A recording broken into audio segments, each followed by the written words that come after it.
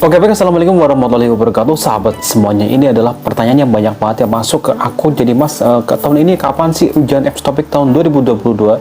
Oke baik, saya akan mencoba mengasumsi dari pendapat saya pribadi mengenai kapan akan dilaksanakan ujian F-Topik tahun 2022, mengingat beberapa rekan-rekan kita yang sudah diperpanjang masa berlakunya ijazah sertifikat itu, ada juga yang sudah diperpanjang dan habis di tahun ini. Itu banyak pak, antara bulan 3, bulan 4 dan bulan 5 nanti.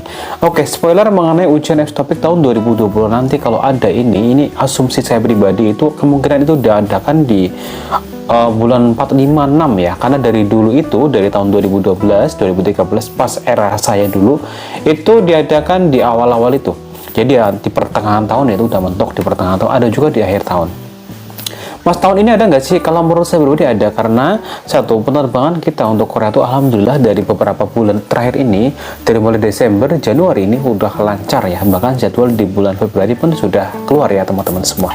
Nah, untuk yang pertanyaan berikutnya adalah materinya apa aja sih ketika ujian nanti? Oke, jadi untuk teman-teman yang mandiri itu nanti coba teman-teman buka aja textbook F-Topik 2014 atau 15 ya, nanti buka aja. Untuk yang belum tahu downloadnya di mana, teman-teman bisa searching di Google ya dengan quotes, yaitu adalah download F-Topik tahun 2015 ya, itu juga udah bisa.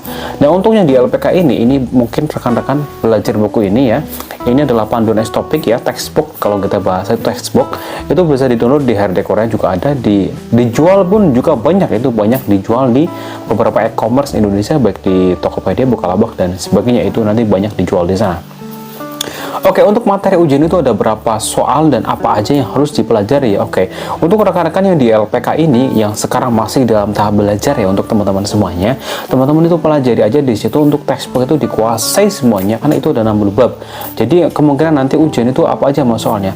Di era saya kemarin ada bab nomor 1 itu biasa soal gambar, berikutnya adalah tentang padat mal dan biset mal, persamaan kata dan antonim, itu nanti muncul juga di situ. Berikutnya adalah soal gambar, dan seperti di materi tryout ya, itu hampir seperti itu.